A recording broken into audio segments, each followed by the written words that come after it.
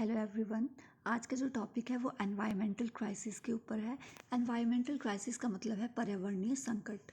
N environment is generally defined as the surrounding और conditions in which a person, animal or plant survives or operates. Our environment is constantly changing, and as our environment changes, so does the need to become increasingly aware of the environmental issues that are causing these changes.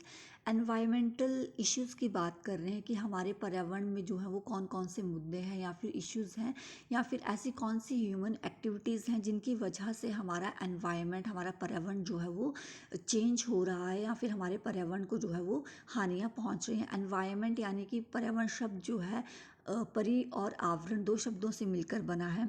हमारे प्रकृति या फिर हमारे आसपास जो भी चीज़ पाई जाती है वो सारी की सारी जो है वो हमारे एनवायरनमेंट के अंदर आती है। चाहे वो मनुष्य हैं, जानवर हैं, पशु पक्षी हैं, पेड़ पौधे हैं, वो सारे के सारे जो है वो एनवायरनमेंट यानी कि पर्यावरण की वजह से ही सरवाइव कर पाते हैं। हम डेली देखते हैं कि ह्यूमन एक्टिविटीज़ जो है वो इतनी ज़्यादा बढ़ चुकी हैं, मानवीय गतिविधियाँ इतनी ज़्यादा बढ़ चुकी हैं कि जिसकी वजह से एनवायरनमेंट जो है वो डे बाय डे चेंज हो रहा है या फिर एनवायरनमेंट को जो है वो बहुत तरह से हानियाँ पहुंच रही हैं, जैसे कि नेचुरल डिज़ास्टर्स हो गए, ग्लोबल वार्मिंग हो गई या फिर डिफरेंट टाइप के वेदर्स हो गए। ठीक है, इन सब से जो है वो एनवायरमेंटल क्राइसिस या फिर एनवायरमेंटल इश्यूज़ जो है वो डे बाय डे हो रहे हैं।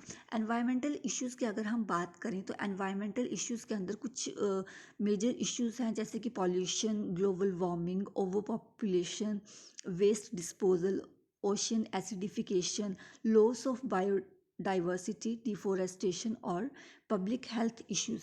हम ये सारे के सारे जो भी मुद्दे हैं वो आपके एनवायरमेंटल क्राइसिस के अंदर आते हैं। सबसे पहले अगर हम प्रदूषण यानी कि पॉल्यूशन की बात करें तो पॉल्यूशन जो है वो काफ़ी टाइप्स का है, जैसे कि एयर पॉल्यूशन हो गया, वाटर पॉल्यूशन हो गया, सॉइल पॉल्यूशन हो गया, नॉइज़ पॉल्यूशन हो गया।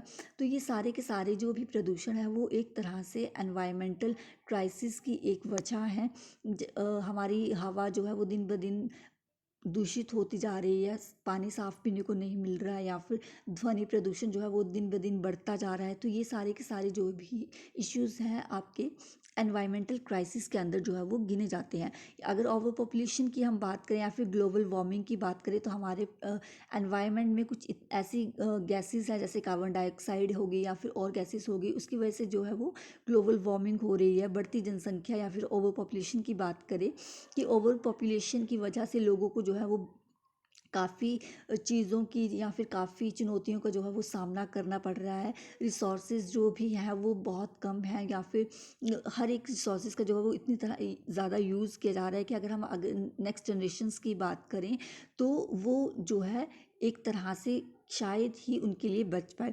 अगर अपशिष्ट निपटान यानी कि वेस्टेज की बात करें, जो भी वेस्ट डिस्पोजल हैं उनको नदियों में या नालों में या फिर जो भी ओशंस वगैरह हैं उनमें फेंक दिया जाता है, तो ये भी एक तरह से एनवायरमेंटल इशू है। अगर लॉस ऑफ बायोडाइवर्सिटी, डिफोरेस्टेशन या ओशियन एसिडिफिकेशन की बात हम करें तो ऐसी काफ़ी जातियाँ या स्पीशीज़ हैं जो कि लुप्त होती जा रही हैं। महासागरों में जो है वो आपको अम्लीकरण देखने को मिल रहा है, वनों की कटाई दिन ब दिन होती जा रही है। ठीक है, पब्लिक हेल्थ इश्यूज़ जो है वो दिन ब दिन बढ़ते जा रहे हैं, कि जैसे कि लैक ऑफ क्लीन वाटर, लोगों को जो भी आपके साफ़ पानी है उसमें बहुत सी कमी आ चुकी है, फ्रेश एयर में बहुत सी कमी आ चुकी है। ठीक है, तो ये सारे के सारे जो भी इश्यूज़ हैं वो एनवायरमेंटल इश्यूज़ के अंदर आते हैं।